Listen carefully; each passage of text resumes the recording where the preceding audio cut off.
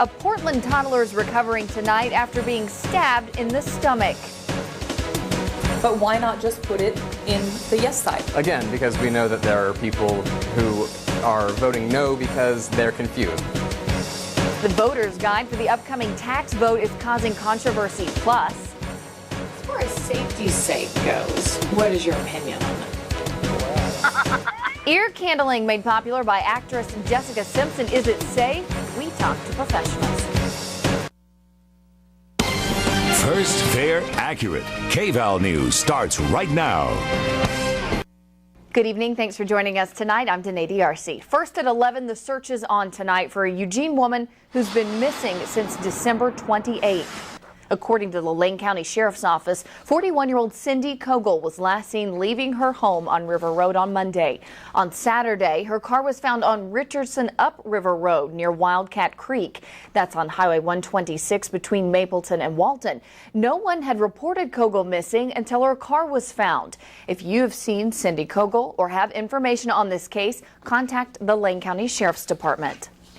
An Oregon woman is behind bars tonight after police say she stabbed a toddler. 22-year-old Serenity Sanchez of Portland is accused of getting to an argument with her boyfriend Saturday evening and then stabbing his 3-year-old daughter in the stomach. Court documents show the father was trying to break up with Sanchez when the incident happened. Sanchez allegedly went into the girl's bedroom and stabbed her. I can't believe it. I just can't believe it.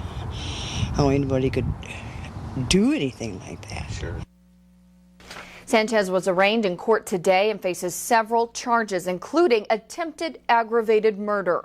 The little girl is healing with her family tonight, and we're told she's making progress. In New York, some are outraged over the city's latest anti-drug effort. 70,000 illustrated guidebooks on how to prepare heroin needles and care for veins are set to be distributed. The city's Department of Health and Mental Hygiene is promoting a less harmful way to inject heroin, they say, to save lives. But the Drug Enforcement Administration calls the Take Charge, Take Care booklets disturbing step-by-step instructions on how to inject poison. What do you think? Are these pamphlets promoting or preventing drug abuse? Send us your comments to kvalnews@kval.com. We might use your thoughts during a newscast. A researcher who examined a baby whale that washed ashore near Kennon Beach says there were signs something traumatic happened to cause its death. This map is from the Daily Historian, and the 15-foot sperm whale washed ashore Saturday. These pictures also from the paper. A Portland State University biology professor says the whale may have died from an impact or some sort of maybe crash with a boat, but there were also signs of an illness. The whale was less decayed than others that have been found, giving researchers a good opportunity to study it.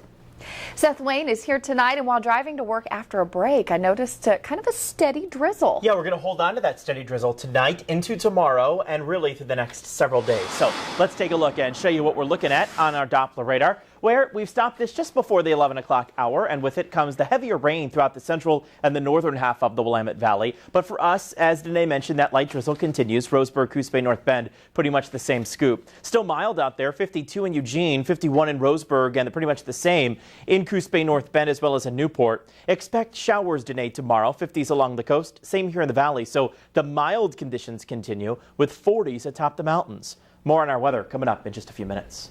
Thanks, Seth. After Jessica Simpson posted a video of her using an ear candle, the home-style treatment became an overnight sensation online. But is it safe? I went to ask an audiologist and doctor just that. My report is new tonight. Merry Christmas. Oh! Here it is, the video of actress Jessica Simpson ear candling. Yes, that's a burning flame. No. The method is supposed to work to suction wax out of the ear canal.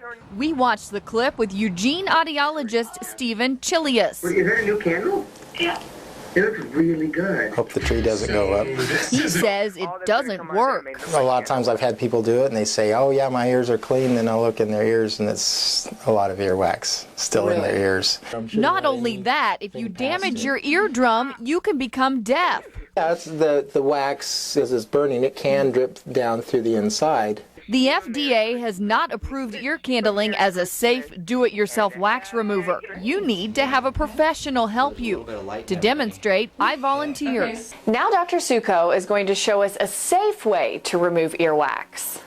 Step 1 is to look inside the ear with a special camera. If there is wax, like in my ear, So that orange stuff is the wax in front of the eardrum in the ear canal. the doctor will use a surgical steel loop to gently lift it out, taking care to not hurt the eardrum.